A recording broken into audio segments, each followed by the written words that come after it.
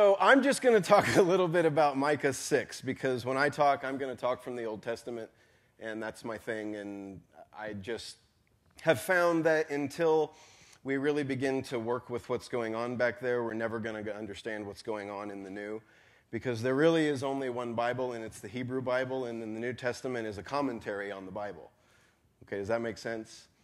So everything in the New Testament is commenting on something that comes from the Old Testament, even the quote-unquote biographies of Jesus.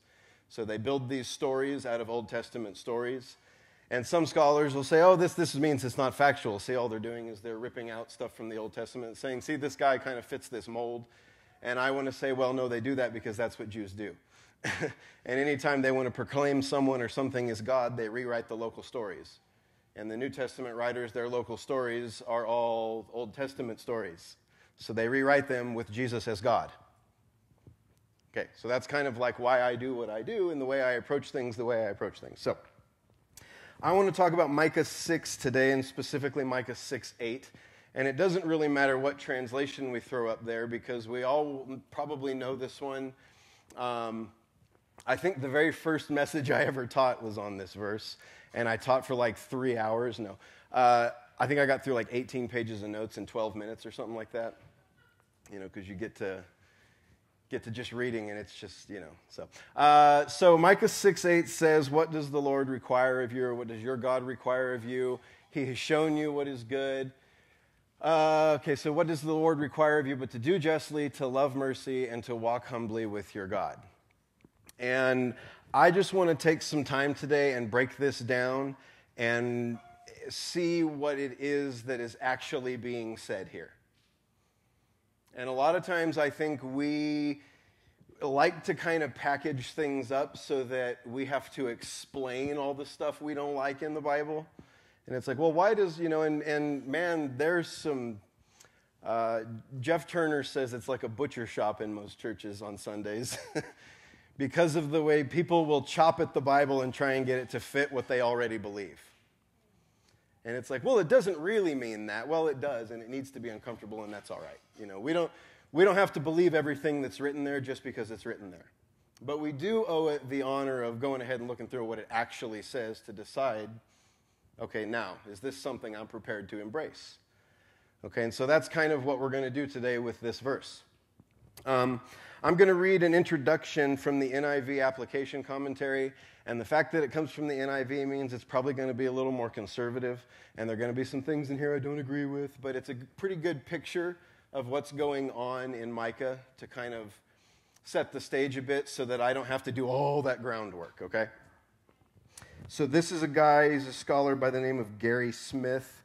And he says, without love, justice, and trust in God, nations, and I put in parentheses people because this is just a general thing, put their confidence in horses and chariots to win wars, large cities for security, and perverse theological understandings of reality. Before long, these people forget what God really requires of them when they worship, and families lose all sense of confidence and trust in other family members. Eventually, persecution, fighting, and war will turn life into a bitter experience. And so this is the kind of setting for Micah, okay? It's people have abandoned God, abandoned what God requires of them in worship. And so, you know, the prophets, right? They're judgmental and they prophesy coming doom and gloom. And what we do with that usually determines how much of a butcher we're being that Sunday. You know, because we don't like wrath and judgment, but when we start to understand that stuff for what it is, then it's actually not something we really need to worry about trying to explain away. Okay, so just to start out and give a little bit of the background, we don't have to read this stuff now, but Micah 1, verses 1 through 5 sort of set the context for this 6:8, okay? So if you want to get what's going on, there's context there.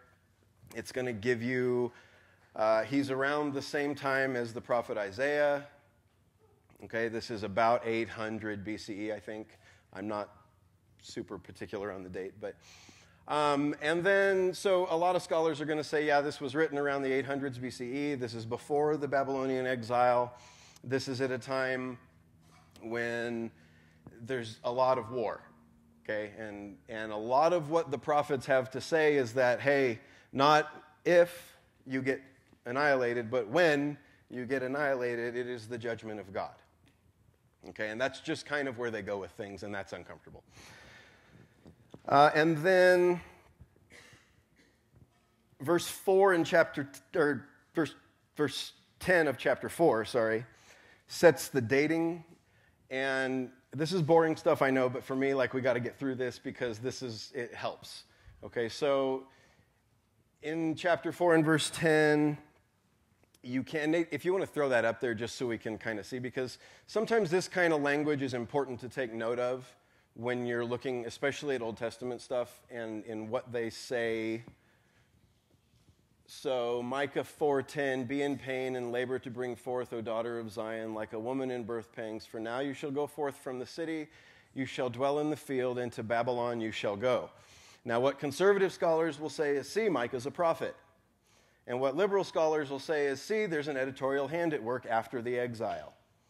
So we can go either direction with that. I don't really care. If you want the ecstatic prophetic thing, go ahead with it. But just know that there are some things in the wording here that suggest that there's some editorial stuff going on later on. Like, this is like 100 and something years before the Babylonian exile. So to prophesy, quote unquote, that happening usually means the work was edited after the fact. I'm not trying to burst bubbles, but I can feel bubbles bursting. And we don't need to be surprised by that. Books go through editing all the time, right? How many editions of books that are scholarly books are you aware of? And it happens. People, like, they edit things and they add things in, and it's, there's a big story to be told about the Old Testament, and we don't have time this morning. So we're just going to miss a whole lot of it. But what I'm getting at here is, okay, so Micah appears in 800 BCE as a prophet, probably a preacher who wrote his messages or at least chronicled his thoughts a bit. And then his book was edited later on in light of events that had already taken place in Israel. Okay, so some of the language when we get into the prophets, that's something we need to keep in our minds. Like, okay, if it refers really concretely to a Babylonian exile, like, there's no way they could have known that Babylon was going to overthrow Assyria and then take over the Middle East. So that generally speaks from a place of after the fact. Okay, and then we're going to get into what we're actually talking about. So in 6:1, and Nate, I'm going to have you put these up. I need 6:1 through about 8. Yeah. Okay, so hear now what the Lord says. Arise, plead your case before the mountains, and let the hills hear your voice. So right here, the first thing, anytime you're in a translation that uses the word Lord in the Old Testament, it is the name of the Hebrew deity Yahweh. Okay? And I'm not saying that to say this character isn't God, but what I'm saying is they're talking about a very specific deity. Okay, and when you see the word God, it is the Hebrew word Elohim, which is more of a generalized idea about God. Okay, it's not necessarily always the same specific deity. There are other things that fall under the class of Elohim. Okay, but there are no other Elohim that is Yahweh. Does that make sense? So that's the first thing. It's always going to be Yahweh when you see Lord, so let's keep that in mind. Arise, plead your case before the mountains, and let the hills hear your voice. This is a common ancient Near Eastern court drama. And it's Isaiah 1 does the exact same thing, right? He has Jerusalem and Judah come and plead their case before heaven and earth because Yahweh is accusing them of infidelity. And it's the same kind of stuff, and it's always, this is what's going on in Israel that is pissing off Yahweh. Okay, that's kind of what they're getting at. But they frame it as a court thing, and this is just a common thing at the time where there's actors in front of like a judge, and then there's an attorney, and then there's an accuser. And sometimes that accuser is this noun STN, which we got Satan from, but it really is like an office that somebody fulfills. Okay, it's not a being that was created to like wreak havoc on earth. It's an office. It's like the prosecuting attorney. Different people fill that office. The district attorney, right? Different people fill that office, but it remains the district attorney. So the Satan in the Old Testament is an office. Okay, it's not a being. It takes later in Second Temple time for that to become a being that people start to like associate with evil deeds, and he's kind of like God's bizarro nemesis, you know. But we don't find that here. So this plead your case, the word is reeve, and it can mostly used in a legal context. Mostly it appears when it's in reference to ancient Near Eastern courts. Okay, and so it's a legal case. It's not just a, hey, you're begging for your life or something like that. It's like, no, you have a legal obligation that you didn't fulfill, and so now you have to complete your case. Hallett also says, and Hallett is kind of the scholarly Hebrew lexicon, it says to lodge a complaint with or to complain to. So you can also frame it this way, that you're here to lodge your complaint to the mountains. And why is that important? Well, we'll find out in just a minute. Okay, and then in 6:2, hear, O you mountains, the Lord's complaint, and you strong foundations of the earth, for the Lord has a complaint against his people, and he will contend with Israel. Okay, now I'm just breaking this down so that we understand who's talking. This is not God talking or Yahweh. This is the court herald. Okay, and he's the one that said, rise and plead your case. And so it's, you know, this is like the bailiff in our times, right? So this guy is, in all prophetic books, you're going to have these like multiple voices you have to work through. And especially when they start doing this kind of stuff, it's like, wait, this isn't God or the narrator or the prophet talking. This is a court herald. So it's even someone else, and then you've got the author. So there's all these voices that you're having to kind of like weave together here. Again, for the Lord has a complaint against his people, and he will contend with Israel. And then let's go on. And then again, now this is Yahweh talking, right? O my people, what have I done to you, and how have I wearied you? Testify against me. Okay, so it's being set up as though the people have a right to complain. Okay, let's go on, verse 4. For I brought you up from the land of Egypt. I redeemed you from the house of bondage, and I set you before Moses, Aaron, and Miriam. And you keep going. O my people, remember now what Balak king of Moab counseled, and what Balaam the son of Beor answered him from Acacia Grove to Gilgal, that you may know the righteousness of the Lord. With what shall I come before the Lord and bow myself before the high God? Shall I come before him with burnt offerings with calves a year old? Now right here, someone else is talking, right?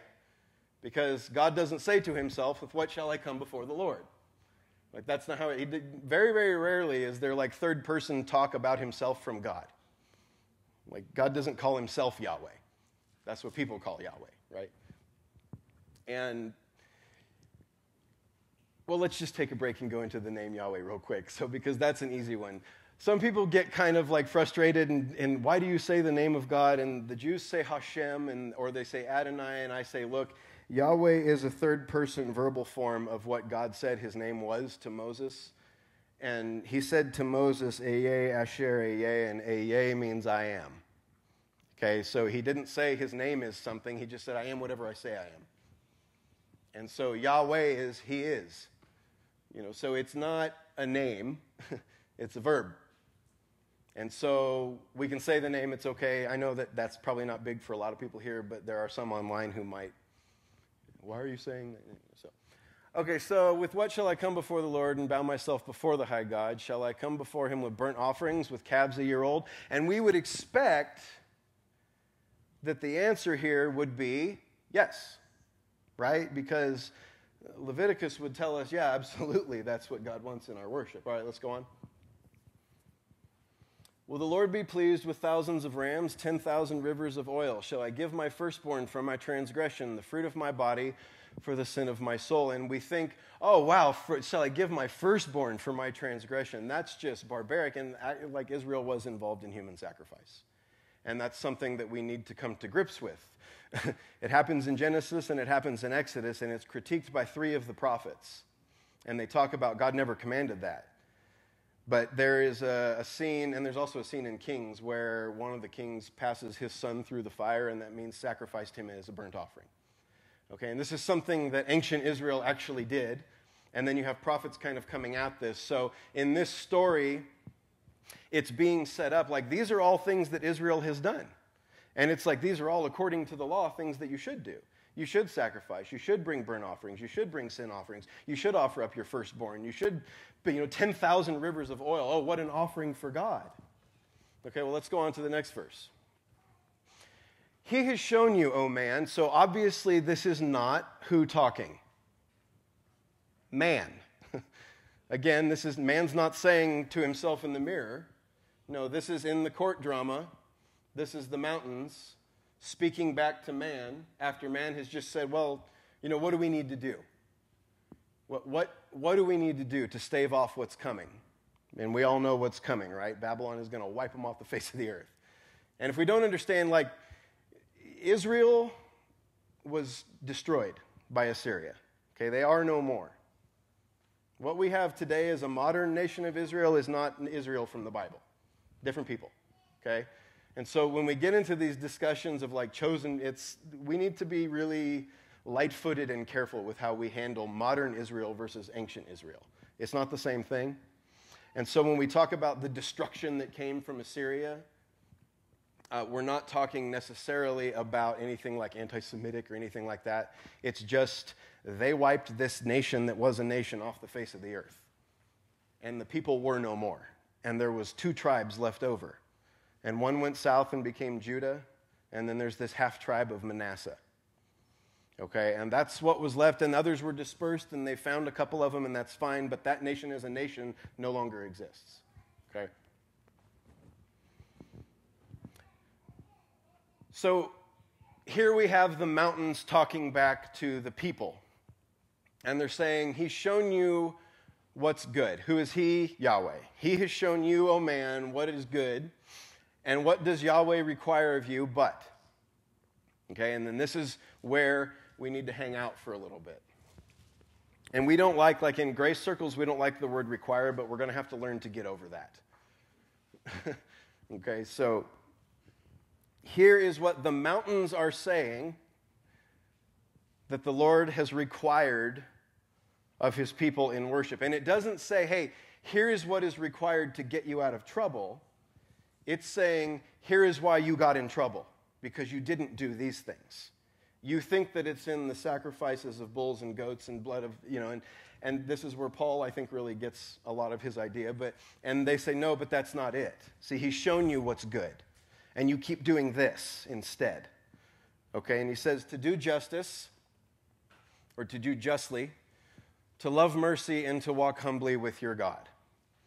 And man, there have been a lot of sermons preached on this, and it's depending on what kind of church you go to, if you're in a progressive church, they're going to hang out on justice, right? And you're going to get a justice beating that day about how God requires you to work justice. And if you're in a grace church, you're going to get love mercy, and God requires mercy. And if you're in a denominational church, it's a walk humbly because you are a worm. And the problem is none of those are in and of themselves wrong. It's that when we use one to trump the other that we're in trouble. Okay, and that's where we're going to kind of spend the next 15, 20 minutes before you get out early and get to go eat lunch at regular time. See what happens when you give me a mic? So to do justice, asot mishpat, however we slice this, it's an active word. Asa is the Hebrew word for making. When God makes the heavens, he either baraz or he asas, and they're active, involved things. So asa, asot is this verbal form of that, and it means to make justice. Okay, and it requires work. It's not just be nice. It's to create justice, and justice, as this is framed, always has a legal connotation to it. We can't get around that, and that's kind of, if we take it as itself, we see why a lot of the groups that are doing what they're doing today are doing what they're doing. It's like they've stopped reading. What does the Lord require of you but to do, actively make, create justice? Boom, period, close my Bible. And they go out and they try and create justice. And that's great, but you need to finish reading and see what else it says, because there's other words here. To love mercy, ahav hesed. Hesed, we know this one from Ruth, right? This is like Yahweh's faithfulness. It's hesed, and hesed overcomes legal obligation in Ruth. I mean, Deuteronomy 23 forbids the Moabites from entering into the assembly of Yahweh forever. And there are Dead Sea Scrolls that call the Moabites impotent, but they use pretty foul language. Forcibly removed or severed private is kind of how they talk about Moab. Why? Because Deuteronomy says anything with a crushed limb, and that word limb is a innuendo, I guess, or, euphemism. Thank you. I couldn't get the word into my head. So that word limb is a euphemism for being castrated or emasculated. And so it says anything that is like that can't enter the assembly of Yahweh. And so they're just constantly casting these Moabites down in front of the law, right? You're crushed, you're emasculated. You don't get to be a part of this. And then along comes Ruth, right? And Ruth is a Moabite. And this is where I kind of bank my belief on inspiration, is that this little love story in Ruth completely upsets like 1,000 years of rhetoric against the Moabites. And not only does it upset that by allowing a Moabite and a Judahite to get together and have a baby, but that baby's in the lineage of King David and then Jesus. So it's like this little hey, we're just going to stick this in front of your law. And so when we look at this do justice, we can get caught up on the justice aspect of things. And a lot of times the way that we frame justice now is nothing more than retribution. Or you owe me. That's not justice. That's repayment. There's a difference. But if we don't go on and say to love mercy and to look at what mercy actually is and to talk about what hesed means in the Old Testament and how it continually manages to overcome legal requirement, then we're not going to get what it means to do justice and love mercy. Okay? And then to walk humbly with your God, and we're going to go through these again here in more detail. I'm just trying to give you the overview. Humbly is, I won't even use the word, but it only appears in this place in the Old Testament. It's in Sirach if you have a Bible with an apocrypha in it, but this word only appears here in the Hebrew Bible. And usually what that means is there's some ambiguity to how it can be translated, because they don't really have a lot of reference to how to use it. Okay, and so if they've got a word used over and over and over and over, it's like, okay, we can see how this is used in context, and you can start developing the grammar out of it. But this is one that it only happens here.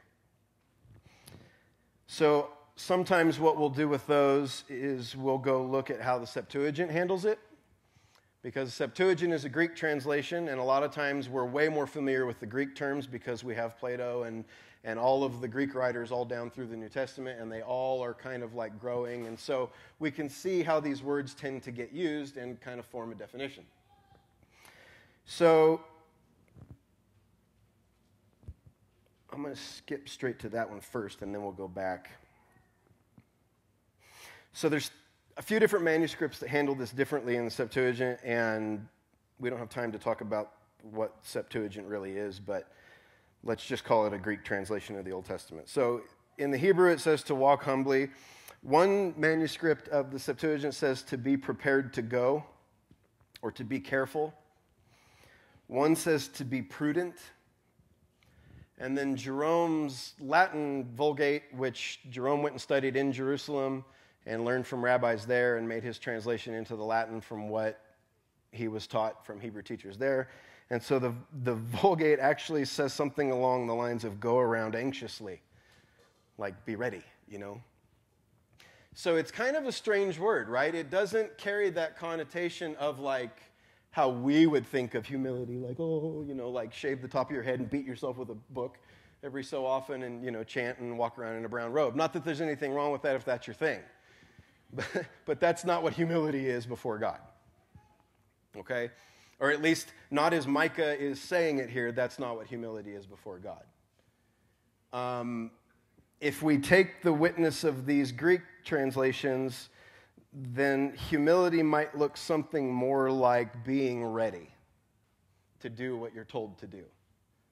Okay, so that kind of entails, hey, well, then that means I've got a right to be here. So that helps with your identity a little bit. Because it's like if you're to be ready to do this, if you're to be ready to go, to be anxiously waiting to go do, to walk with, and like Jesus said, I only do what I see my Father do, right? I only say what I hear my Father say. If that's probably about the best way we can talk about this. So we can get out of the whole idea that, oh, you're worthless and you're a worm. And look, we're all dirty, we're all broken, we're all stupid. It's fine. As long as we can realize that, I think we're good. I think almost as detrimental to us as the idea that you're born a sinner is the idea that you're not. Because we get caught up in these dualisms of like, well, no, I'm perfect. No, you're not. All I have to do is say I'm perfect once in front of my wife, and no, she'll remind me, or vice versa. We don't need to get caught up in all that and all of the myth of the blueprint self and the myth of the perfect self, and that's all shit. Just throw it out. Okay, we're broken, but we're loved. And maybe Jesus helps dull the edges of our broken pieces. And I think that's great. I don't think we need to be striving for any of this other perfect stuff. So walking humbly then means being prepared to go do what he's doing. Okay. Then again, the Septuagint translates require of you. What does he seek from you? So it does take the same kind of requirement connotation, but it's not as harsh maybe. It's more like, here's what he's looking for in worship if you're really interested. Are you going to come on? And then to do justice in the Greek means to make a judgment. And again, it's always legal. Do you want to go see mommy?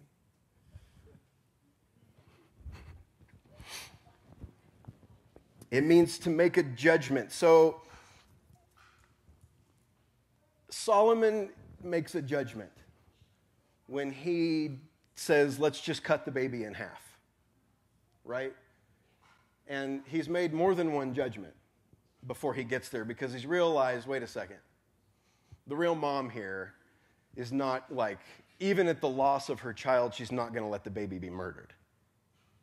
And so we don't need to get bound in the legal side of things, but we do need to understand that there is a very heavy legal connotation here. And then interesting, in the love mercy, the Septuagint doesn't change it. It's still just love mercy. Okay, and so I think I could probably do a bigger study on mercy in the Greek, but I'm not worried about that right now.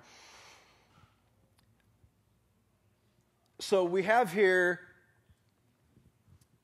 that Yahweh has required of his people, and this is apparently to the mountains, this is self-evident. This is not like, they're not quoting chapter and verse, but they're like, look, he's shown you what's good to do. Why are you here pleading your case before us? He's shown you what's good to do. And what is that? To do justly, to love mercy, and to walk humbly with your God. And so the mountains are kind of saying, hey, if you don't like the place that you found yourself today, here's why you're here. Maybe in the future, you could go ahead and do these things. But there's no outline. How do you do justice? What activities constitute doing justice? Does it, do we form a big picket line and protest everything under the sun? Or do we, decide that we're going to link ourselves up with one particular group and hate everyone else? Or, how do you go about doing justice? In today's society, yeah, there's a lot of we need our scapegoats. And so most of what we've done is we've rallied around which person or group is the cause of all of our ills. And then we define ourselves by that person. Right? And that's the dangerous thing in all this, and we don't realize it, is that when we're doing that, we're actually not labeling the offender, we're defining ourselves. And there's really nothing you can say. You kind of just have to let people do it. And eventually realize, I've been defined by what I hate. And, okay, welcome to Christianity, friend. We all are. And I think that's like why Jesus is important, right? He helps us get over all this. So I'm going to take some liberty here, and if my Hebrew teacher is watching, you can either log off or mute me for a little bit, because I don't want you to come correcting me on the feed. But there's a little Hebrew, article for the word and it's ve, and it can also be taken as but. It can be taken as so. It kind of just depends on the context, and there's a lot of rules to it. But what I want to say is, what if we looked at this, and we'll get back to justice here in a minute, but what if we looked at this and we say, what does the Lord require of you but to do justly, but love mercy? Like, what if there's a little bit of like a hitch there? Like, you can't just do justice. You also have to love mercy. Like, there's two sides to this, right? It's not do justice and screw everyone else. It's do justice but love mercy. And why is this important? Because mercy, hesed in the Old Testament, is God's faithfulness toward those that are always coming across as offenders or lawbreakers. Like, this is what triumphs over the breaking of the law, is hesed. Okay? And so if we're going to do justice by demanding that all of this class of person be thrown in prison, right? Well, okay, but what next? How do we love mercy in that moment? How do we let the faithfulness that we say belongs to the God that we say we worship come through in such a way that people say, wow, they did justice and they love mercy? You can't segregate and protect society from offenders. You have to figure out a way that offenders are healed. Yes. There's a big difference in incarceration and healing. One just creates a perpetual privatized financial system, and the other actually gets people well. And I think a big part of the problem, especially in America, we've got the highest percentage of our population incarcerated. I think a big part of the problem is that we do justice well, but we don't love mercy at all.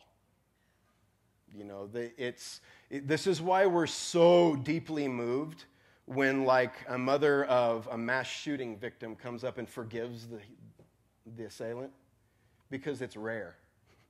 We wouldn't be so moved if it happened more frequently. That's just human nature. We'd get desensitized to it and be like, oh, cool, they forgave.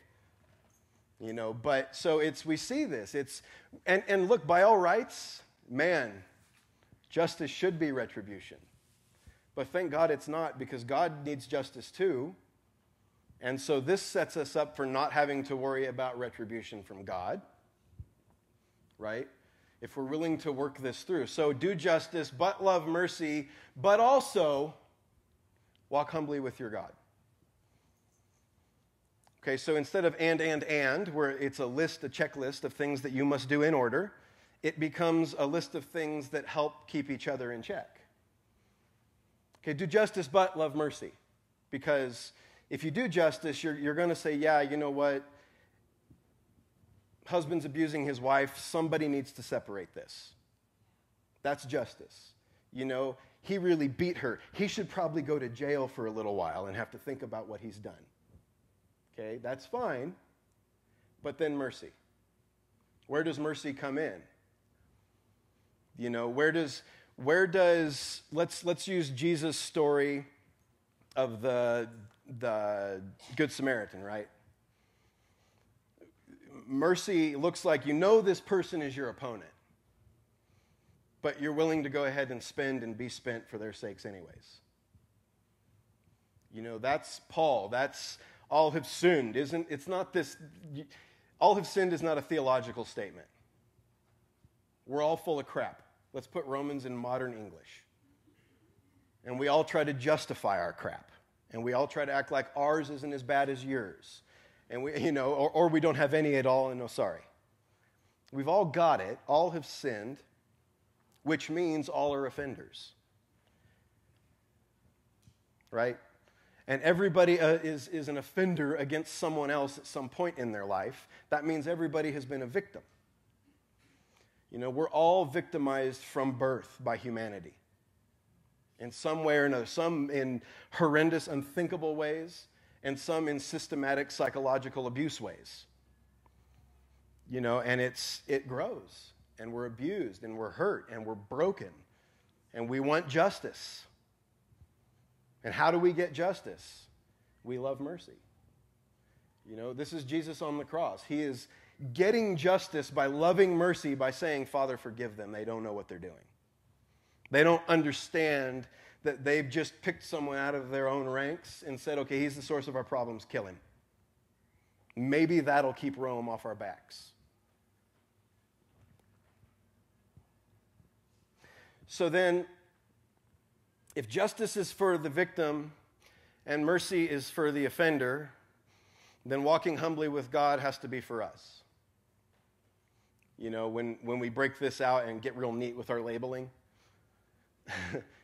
if we are wanting to enact justice,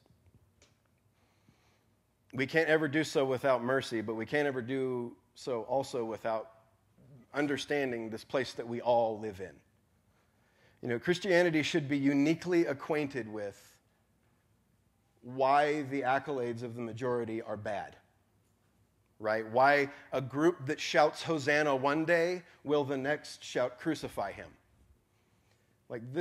We should know better than to think, well, yeah, I know the crowd is untruth, but we've organized ourselves into a group that is totally true. And we have the right bad guy and the right sacrifice. We're going to bring our burnt offering and our sin offering. We've got rivers of oil. And it's like, well, that's not how this works. We should know what it looks like when the crowd turns on the person who's actually there to save them. But we don't, because we're still so focused on what it means to do justice. And justice will always, if justice is framed without the lens of mercy, it will always come out as a crowd. It's always going to be a mob, okay? Jesus never once heals anyone by the authority of the crowd, okay? He stands in front of crowds and heals people or feeds them, but then he leaves. He's like, look, most American Christian white guys would set up shop there. And it would be like, no, you don't understand. I just have 5,000 people at my meeting, and I fed them miraculously. Get me some cameras, get CNN out here. That's it. You have your new mega church, they have a record label, they have all these good worship CDs coming out, and we'd be doing them here, and there'd be book after book after book coming out, and all the while, there's just something missing. And I'm not saying, look, like we're a crowd today, huh? There's a big group of us here, but, it's a rough line. But what I am saying, look, Jesus withdrew from that mess. Every time. He never stayed. He withdrew and went to one demon-possessed guy one time. The guy could have killed him. And he's like, it's safer than with them. I mean, there's a lot to be said here, and I'm not even talking about what I should be.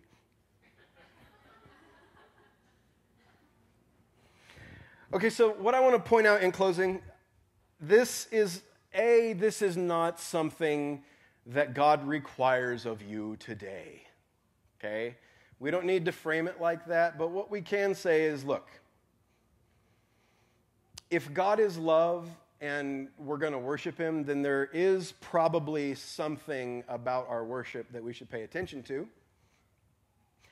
And, what they call sacrifices and the ashes of a heifer and the blood of goats and bulls and rams, we call worship music, right? We get up on our stage and we do our sacrifice of praise, and we do, it's the same thing. It's ritual, it's religious, and it's fun, and I am a guitar player, so you have to hear me. But it's the same religious thing. It's one group up front offering the sacrifices while the crowd looks on. Is that what God requires of worship? No. I think if we're going to talk about God in tangible terms, does God like music? Sure, probably. We're musical, so why not? But if we're going to talk about, how do we really, really, really worship God? Well, we do justice, but we love mercy. But we also walk humbly. Okay, because the one thing that can happen here is we can get so focused on mercy that we can start saying, well, you're an offender, and so I'll have mercy on you. Well, now you're a jerk. Quit labeling people. That's probably the best place to start at. And when the situation arises where justice needs to be done, people will ask me, because I'm a kind of an ethical pacifist, meaning I have a stance on my own that I don't enforce on my wife or kids. Like, my daughter is into guns, and I'm fine with that, right? And I won't own one. But they'll ask me, so if you see a child getting abused, you're not going to get involved? No, I'll kick the crap out of whoever's doing it. And then I'll say, oh, crap, I violated my own pacifism. And I'll do what I need to do to restore any kind of can I fix this person that is so broken they're hurting a child? So I did justice and now I'm loving mercy. And in the meantime, can I also realize that I'm just as jacked up as they are? And that's walking humbly. And each one of these prevents the last from becoming authoritarian and taking over. And it can happen. I've seen it happen firsthand. Some of us know what happens when the crowd turns and decides that you're the problem. So then, if each one is meant to keep the other from becoming authoritarian, we can also say that this isn't multiple choice. Like a D, all of the above. It's probably that one. You don't get to, what does the Lord require of you but to do justly or to love mercy? Or to walk humbly. Just pick one. It's like the Disney movie, Tell Us Where the Talking Llama Is, or we'll burn your house to the ground. I'm like, don't you mean and? She's like, fine, tell us where the talking llama is, and well, which one is it? That seems like a pretty crucial conjunction. It's the same here. It's not an either-or statement. It's an and statement. It can also be taken as a but statement. Do this, but also do this, and also do this. Okay? And then again, it's a response from the mountains as to why destruction is coming to Israel. And then again, if we think is coming, it probably is more like has come. Okay, some form of destruction. Meaning, at least in the terms of what the mountains have to say here, there's not really any way to get out of this because you just didn't do what was required. And it's not that God is doing this, it's that this is how you have a peaceful life. You do justice, you love mercy, and you walk humbly with God. Paul frames it, let each man not think more highly of himself than he ought. Well, what a nice King's English way to say that, but it's the same thing, walk humbly. We are all in this together. We're all, like Baxter says, we're all blind as bats. None of us are perfect. None of us are even remotely close to perfect. I've got so many issues I could keep you here all day just going through mine. And then we would let Craig talk and we'd be here all week.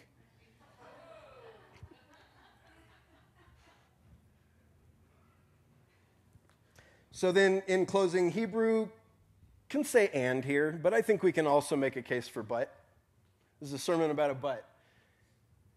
What does the Lord require of you but to do justly, but love mercy, but walk humbly with God?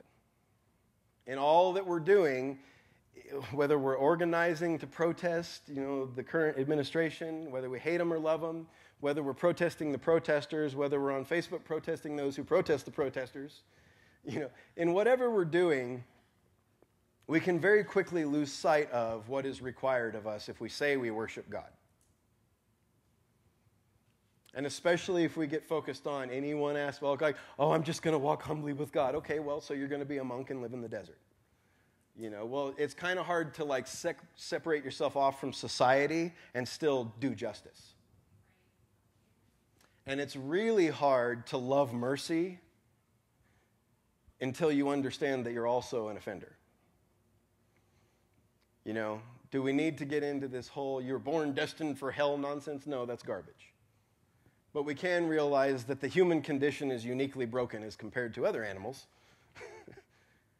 Not many animal therapists out there that deal with mental issues. We have unique broken pieces and unique scars, and each one of us bears those scars. And scars don't heal the way that we think they should. They show. I've got a scar on my finger where I ran it down on a metal pole one time and disconnected the nerve in my finger, and boy, did that hurt. And I will never forget how bad that hurt because I have a scar on my finger. Sometimes scars just remind us of pain. Sometimes they remind us of a place we used to be. Sometimes they remind us of our own stupidity. Sometimes they remind us of when we were in front of the crowd and they were shouting Hosanna, and then the next day they shouted, crucify him. Thomas sticks his fingers in Jesus' side, the open scars, right? There's not he's not perfectly whole. He wasn't instantly made whole because he died. No, he bears those scars. And that's okay. That's identification with our humanity. Anyhow, I don't know how to wrap this up, so I'll just say we're done there.